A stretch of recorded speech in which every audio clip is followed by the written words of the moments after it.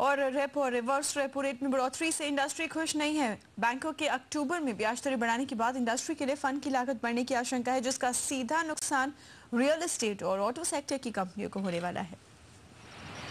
Reserve bank का महंगाई के खिलाफ कड़ा रुख इंडस्ट्री की सेहत को नुकसान पहुंचा सकता है। इंडस्ट्री के मुताबिक फंड की लागत बढ़ने से बैंक कर्ज की दरें बढ़ा सकते हैं। इससे इंडस्ट्री के लिए पैसा जुटाना महंगा पड़ेगा। इसका असर कंपनियों की विस्तार योजनाओं पर भी पड़ेगा, क्योंकि प्रोजेक्ट्स की लागत बढ़ जाएगी।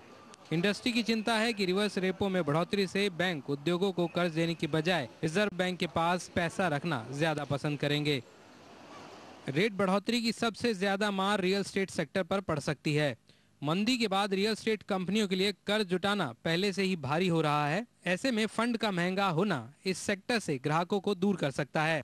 ब्याज दरों में बढ़ोतरी का असर रियल एस्टेट कंपनियों पर नहीं बल्कि आम आदमी पर होगा, क्योंकि बढ़ी हुई ब्याज दरें आम आदमी की जेब से ही जाएगी। अगर बैंक ब्याज दरें बढ़ाते हैं तो इससे रियल एस्टेट सेक्टर पर असर आएगा।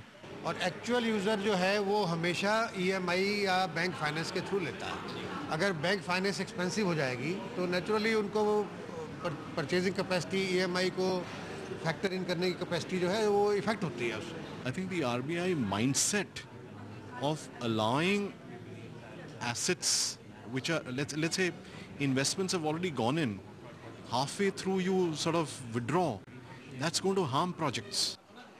दूसरी ओर ब्याज दरों में बढ़ोतरी का असर ऑटो सेक्टर पर भी आ सकता है। ऑटो कंपनियों को लगता है कि उनकी सुपर फास्ट सेल की स्पीड पर महंगा कर्ज ब्रेक लगा सकता है, क्योंकि बैंकों ने ऑटो लोन महंगा किया तो मांग घटेगी।